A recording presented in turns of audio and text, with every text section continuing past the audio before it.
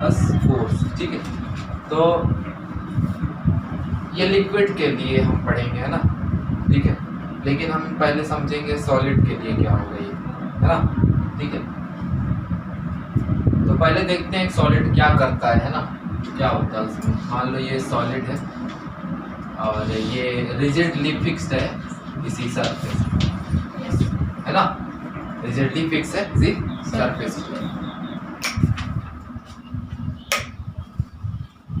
चल ध्यान ही नहीं, तो उसमें तो आवाज ही नहीं जाती होगी, हवा उड़ा देता होगा। चलो ये रिजिडली फिक्स है ना। अब ये रिजिडली फिक्स है, तो जब हम इस पे इस डायरेक्शन में फोर्स लगाएंगे तो क्या होगा, एयर उसको इधर से फोर्स लगाएगा। अरे इलास्टिक बॉडी का एग्जांपल है ये, तो क्या होगा, डिफॉर्मेशन होगा। अच्छा, डिफॉर्मेशन है ना, क्या होगा, डिफॉर्मेशन होगा। लेकिन जो नीचे की सतह है ना, वो इस पर एक रेजिस्टेंस करेगी, रेजिस्टिविटी दिखाएगी। कौन सी रेजिस्टिविटी, डिफॉर्मेशन रेजिस्टिविटी, रोक के रखिए डिफॉर्मेशन, है ना, रेजिस्टिव डिफॉर्मेशन, रेजिस्टिव डिफॉर्मेशन। यानी डिफॉर्मेशन को जो यहाँ पे, ये तो फिक्स है ना, तो इलास्टिक बॉडी क्या करेगी, रेजिस्ट करती है डिफॉर्मेशन को। अगर मैं इस बोर्ड को दबाऊं तो इसका शेप चेंज नहीं होगा, दैट मींस ये रेजिस्ट कर रही है अपने डिफॉर्मेशन को। अच्छा, है ना, इस चॉक को दबाऊंगा तो ये दबेगा नहीं, इसका शेप नहीं चेंज होगा। तो इलास्टिक बॉडी रेजिस्ट करती है डिफॉर्मेशन को, ठीक है। दूसरा क्या होगा, अगर इसमें थोड़ा बहुत डिफॉर्मेशन हो भी गया तो क्या होगा, कुछ नहीं होगा, क्या नहीं होगा। अगर डिफॉर्मेशन होगा शिवानी, तो क्या होगा इसमें, और कुछ डिफॉर्मेशन होने के बाद होता क्या है इलास्टिक बॉडी में,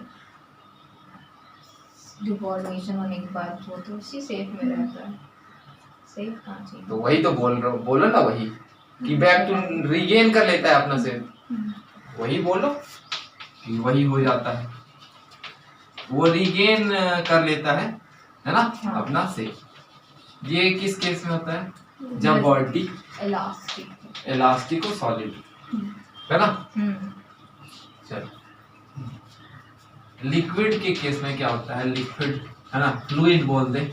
यस सर, फ्लूइड जिसमें बहने की क्षमता हो, तो इसमें एयर भी गैस भी आ जाएगा, लिक्विड भी आ जाएगा। चलो तो ये है वाटर, एक वाटर का कन ले लो एक तरफ, और एक तरफ ले लो आप थोड़ा ज्यादा गाढ़ा, है ना, ज्यादा गाढ़ा हनी ले लेते हैं, तो अंतर समझ में आएगा।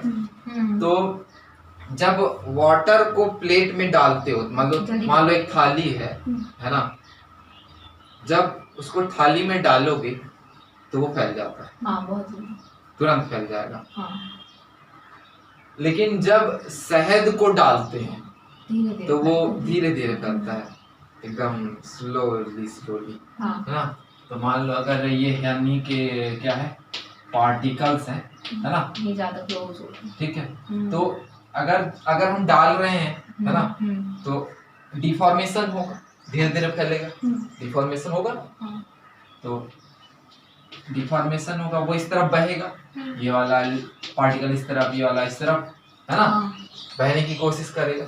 तो जो उसके पहले वाला पार्टिकल है उसको इधर खींचने की कोशिश करेगा, वो डिफॉर्मेशन नहीं होने देगा। यानी डिफॉर्मेशन को लिक्विड भी रेजिस्ट करता है, लेकिन कुछ लिक्विड करते हैं, कुछ लिक्विड नहीं करते, सभी लिक्विड करते हैं, है ना, कुछ लिक्विड के लिए सभी लिक्विड करते हैं, लेकिन वाटर में दिखता नहीं हो, ना के बराबर है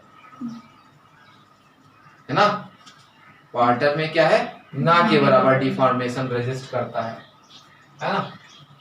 तो ये क्या करेगा, रेजिस्ट करेगा डिफॉर्मेशन को, रेजिस्ट करेगा डिफॉर्मेशन को, जैसे कि सॉलिड करता था, लेकिन सॉलिड नॉर्मल शेप में वापस आ जाता, रिगेन कर लेता था शेप, लेकिन लिक्विड नहीं कर पाएगा, नो रिगेन ऑफ शेप, है ना। Yes, sir. नो, दूसरा क्या रहेगा, नो रिगेन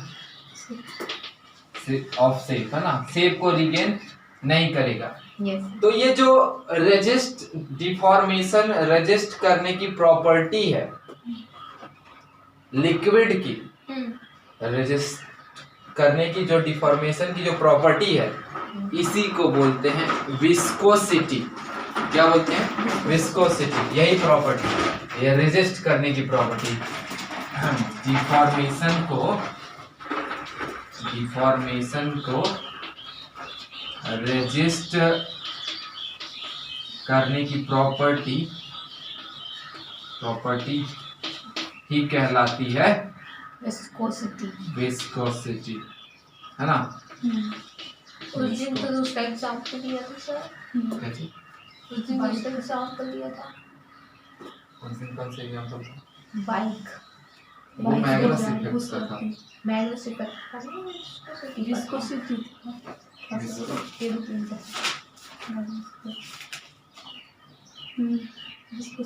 टेबल उसके नीचे बना है। कौन सी?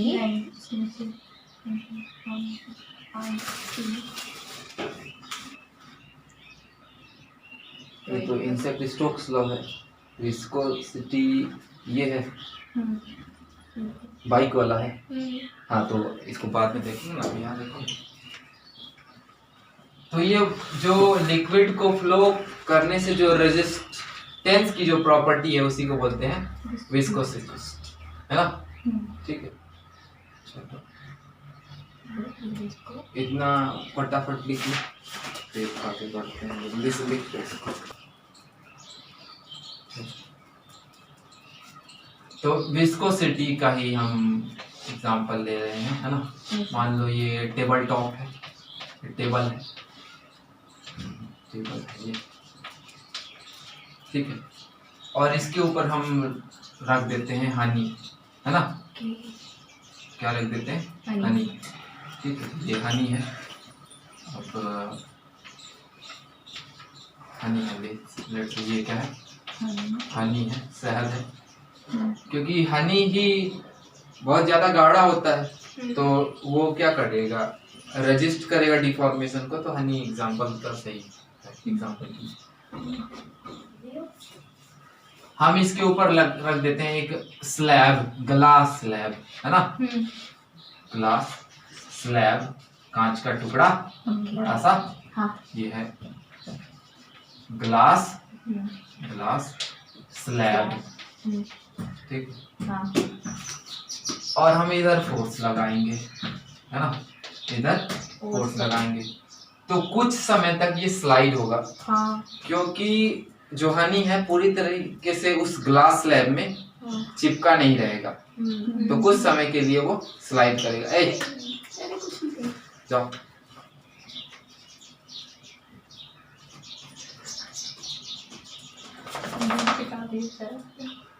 जाओ।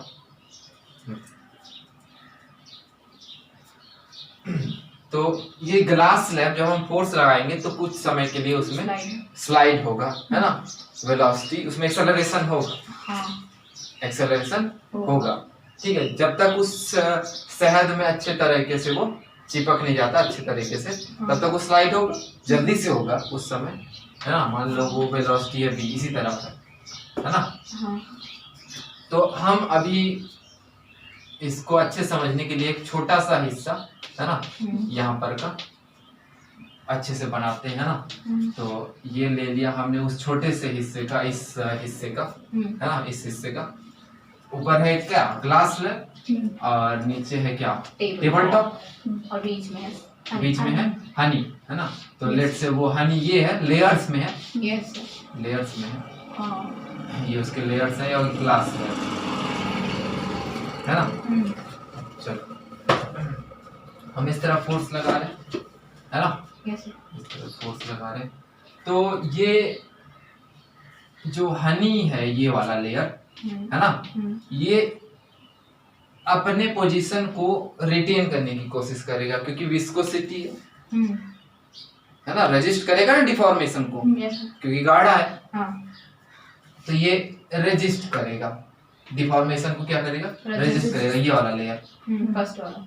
हाँ, तो जब वेलोसिटी इसको फोर्स लगाएंगे तो वेलोसिटी मिलेगी, लेकिन जब ये रेजिस्ट करने लगेगा तो जो स्पीड हो जाएगी उसकी कांस्टेंट हो जाएगी। अच्छा। जब हम स्लाइड करेंगे तो अब जो स्लाइड होगा टेबल टॉप वो यूनिफॉर्म स्पीड से होगा। टेबल टॉप, हाँ, glass slab, sorry glass slab, ये स्लैब, तो स्लैब जो होगा वो स्लाइड करेगा लेकिन कांस्टेंट स्पीड से करेगा। पहले जल्दी से करेगा फिर कांस्टेंट स्पीड से करेगा, जब अच्छे से बैठ जाएगा तो ये लेयर उसको एक रेजिस्ट करेगा डिफॉर्मेशन को, है ना। तो ये जो रेजिस्ट करेगा वो इस तरफ करेगा, इस तरफ, है ना। हम इस तरफ स्लाइड कराएंगे तो रेजिस्टेंस का फोर्स इस तरफ रहेगा। तो यही जो रेजिस्टिव फोर्स है इसी को बोलते हैं विस्कोसस फोर्स। क्या बोलते हैं? विस्कोसस फोर्स। ये लगेगा विस्कोसस फोर्स, है ना। इसको हम डिनोट करेंगे एफ वी, है ना, एफ वी। ठीक, अब देखो पहला क्या निकल के आएगा यहाँ से, जितना ज्यादा एरिया में रहेगा शहद, या जितने ज्यादा एरिया में रहेगा शहद, उतना ही अमाउंट ऑफ विस्कोसस फोर्स लगाएगा वो इस तरफ, रेजिस्ट करेगा उसको स्लाइड करने से। ठीक, होगा कि नहीं होगा? अगर थोड़ा सा शहद है तो वो तो ग्लास स्लैब तो बड़ा है तो वो तो स्लाइड कर जाएगा, उतना विस्कोसस फोर्स नहीं लगाएगा। लेकिन अगर एरिया है तो ज्यादा विस्कोसस फोर्स लगाएगा, मतलब एरिया बढ़ रहा है तो विस्कोसस फोर्स बढ़ रहा है, तो मतलब विस्कोसस फोर्स एरिया के प्रोपोर्शनल है। तो पहला पॉइंट है विस्कोसस फोर्स प्रोपोर्शनल है एरिया के। कौन सा एरिया? सरफेस का एरिया, या उस जितना एरिया में वो शहद हनी फैला हुआ है।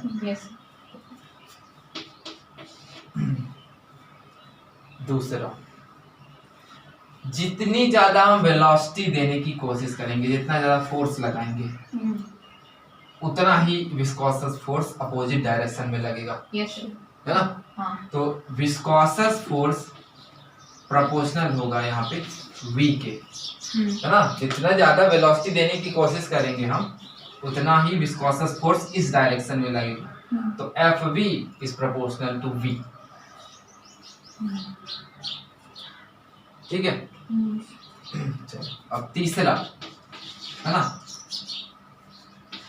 विस्कोसस फोर्स इनवर्सली प्रोपोर्शनल होगा कितना डिस्टेंस है ये दोनों के बीच।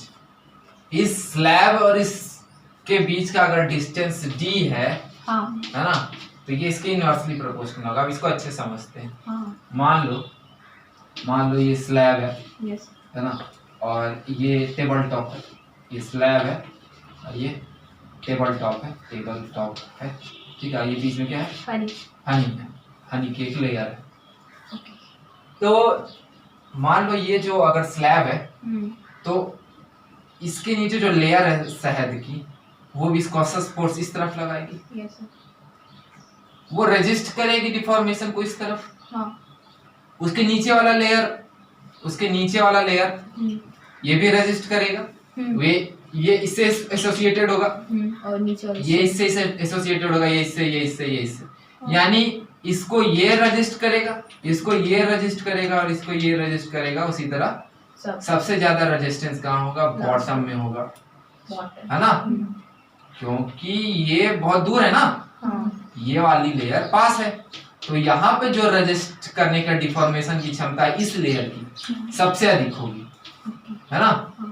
होता है ऐसा, अगर तुम किसी चीज को स्लाइड करो तो सबसे ज्यादा रेजिस्टिव फोर्स उसके सबसे नीचे वाले हिस्से में लगेगा। उसी तरह यहाँ पे जो विस्कोसस फोर्स है ये वाले लेयर का सबसे ज्यादा यहाँ पे होगा। उससे कम यहाँ, उससे कम यहाँ, उससे कम यहाँ, सबसे कम इस लेयर पे, तभी तो वो स्लाइड करेगा ना, है ना। लेकिन अगर डिस्टेंस कम कर दिया जाए तो देख रहे हो, जब डिस्टेंस कम कर रहे हैं तो विस्कोसस फोर्स बढ़ रहा है, सबसे ज्यादा यहाँ है ना। हाँ। तो विस्कोसस फोर्स बढ़ रहा है, यानी डिस्टेंस कम कर रहे हैं तो विस्कोसस फोर्स बढ़ रहा है, और डिस्टेंस बढ़ाएंगे तो विस्कोसस फोर्स कम होगा।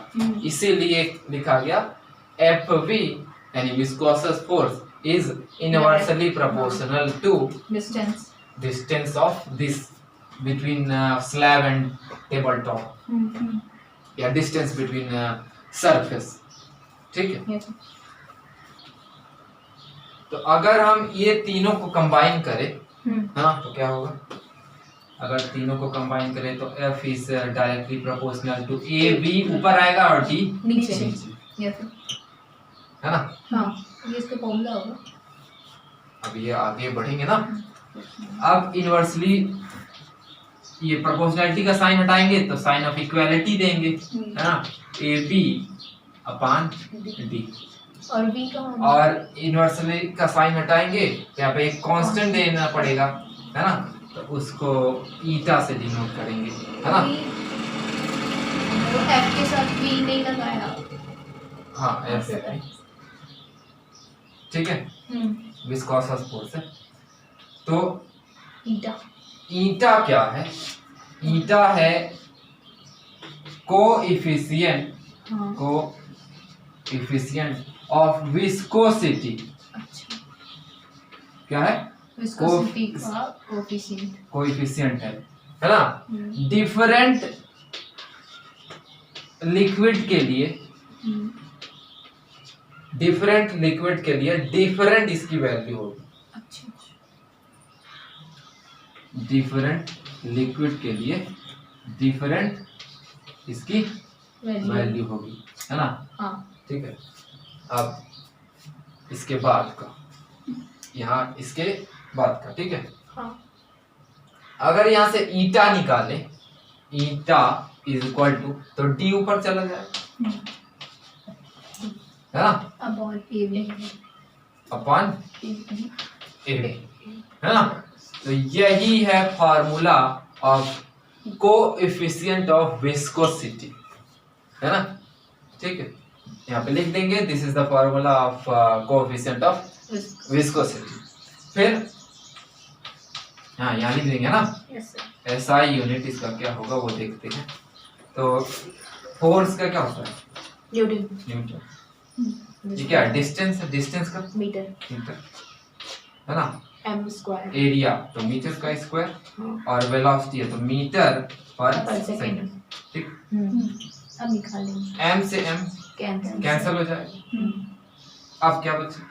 Newton upon metre. न्यूटन पर मीटर स्क्वायर ऊपर चला गया. हाँ ऊपर s चला गया और s भी ऊपर चला गया. माइनस से क्या हो गया? प्लस. तो देखो ये किसका? ये न्यूटन मीटर इसका उसका है. उसका प्रेशर का. हाँ प्रेशर का है ना. तो न्यूटन मीटर स्क्वायर प्रेशर और प्रेशर का क्या होता है? पास्कल. हाँ. तो इसका जो अदर यूनिट है वो है पास्कल सेकंड है ना. Other unit pascal second. ठीक है. पास्कल एल होगा पास्कल सेकंड. और एक और यूनिट है इसको पास्कल सेकंड को पॉइज बोलते हैं. क्या बोलते हैं? पॉइज है ना. पॉइज. ठीक है. तो 1 पॉइज इज इक्वल टू होता है 10 पास्कल सेकंड. 10 pascal second. यानी ये जो पास्कल सेकंड है ना इस पूरे को बोला गया पॉइज और 1 poise is equal to 10 pascal second. ये इंपॉर्टेंट टर्म है. ये चीज ये जो रिलेशन है 1 पॉइज इंपॉर्टेंट टर्म है. ये इसको याद रखना है ना. तो पहले कॉन्सेप्ट बना लो. ठीक है. फिर जगह छोड़ना लिखने के लिए. उसके बाद ये लिखेंगे. क्या लिखेंगे? पहले बना लो फिर बताता हूँ.